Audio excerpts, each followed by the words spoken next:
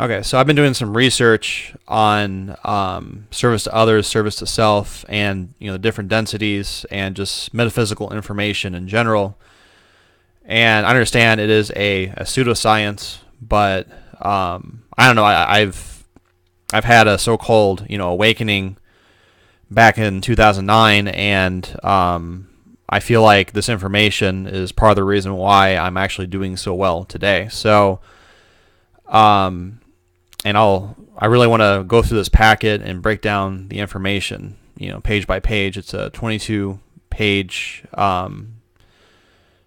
it's 22 pages long, and it discusses, like I said, the different, spiritual densities, these dimensions that apparently humans most humans can't perceive or transcend or be part of.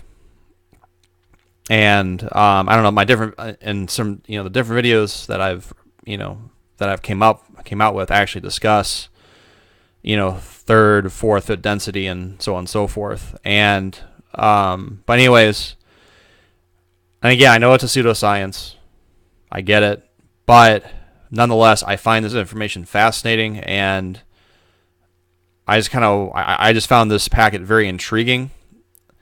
And I just want to break this information down and kind of discuss it and kind of give my take on it, I guess. So this is just an introduction video to that. Okay. Anyways, you can follow along, while I'm doing this, or you can listen to it and look at it later on. Do what you please. So this article explains the system of densities, service to self, service to others, as discussed in the raw material, which I'll put a link below too, what the raw material is. I'm not gonna get into that, I guess, maybe later on, some other video. But and the Cassiopean transcripts, and shows how they relate to the occult concepts of the etheric and astral planes. Instead of summarizing what's already been said, my aim here is more to provide new insights and resolve some common misunderstandings. So, just to give some background, the raw material is a so-called channeled material, and so is the Cassiopean transcripts as well. They're again channeled material apparently, and I advise you just listen to the information itself. Don't be like, oh wow, this person channeled a sixth density being or whatever. Just listen to the information and kind of analyze it and see if it, resonates with you, I guess, instead of just getting turned off by the fact that this was channeled from an extraterrestrial source or by a multi-dimensional being or whatever. But anyways, so it starts out by so why is the idea of density important? So consider the following phenomena. Elementary particles such as electrons or protons, which display no sentience beyond fluctuating unpredictability at the quantum level. So basically it goes through from the smallest particles like electrons and protons and atoms and so on and so forth, and it works up to interdimensional beings. So as far as subatomic particles to enlightened interdimensional beings. So and everywhere in between. So minerals which exhibit a highly ordered structure grow, reproduce, and exhibit a subtle energy field. Plants which are alive demonstrate a growth pattern towards light and exhibit basic reflexive reactions to stimuli. So this is getting into second density. So what was mentioned before was first density, which is primordial building blocks of life, and then we're getting into second density now. So bacteria which are alive and show autonomous motion and rudimentary intelligence, more so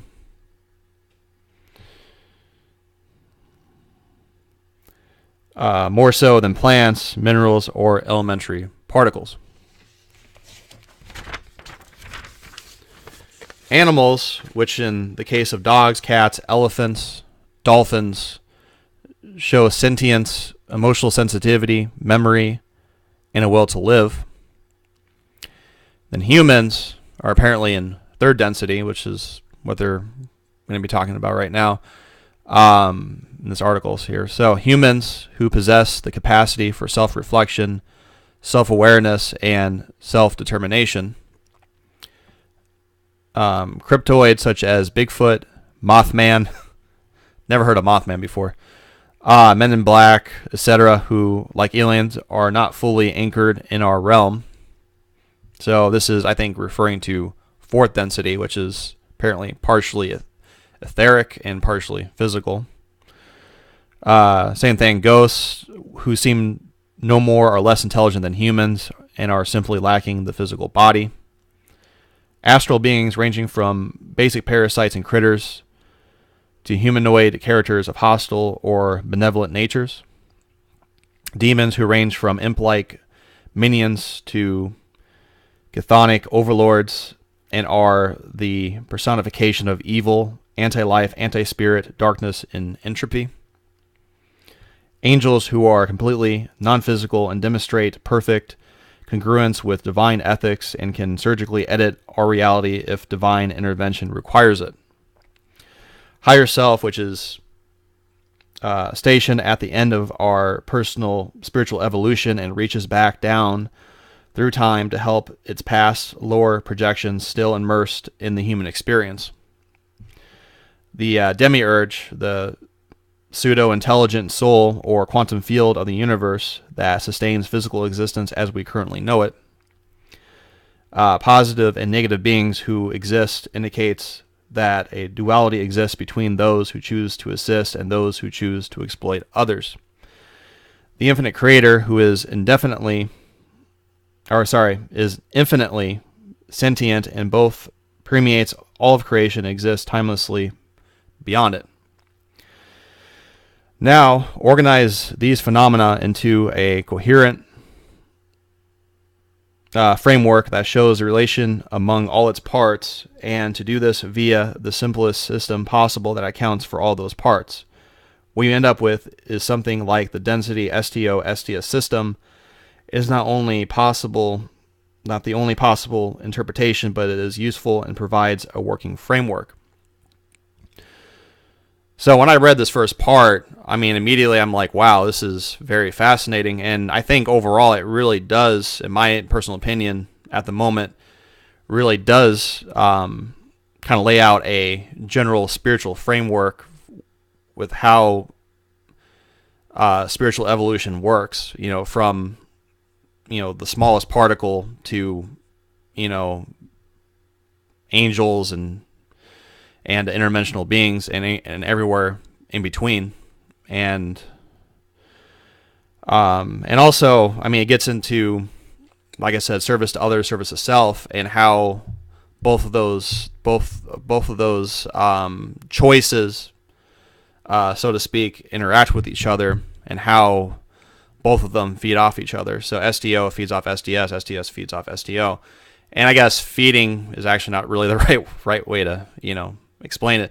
I mean, actually, STS would be more like feeding off STO, and STO basically learns from the feeding, so to speak. And then the STS, the service to self, feeds off the STO and gains spiritual negative energy from that, negative spiritual energy from that, and then STO, being fed off of, learns the wisdom from the STS, by, basically the STS creates all these the so-called negative systems for the STO beings to become more wise. So, but anyways, I think this would be a good place to end, and I will pick up on don't we all have the same God spark, making categorization unnecessary. So, and as always, remember to explore the inner universe that is yourself. Have a good day.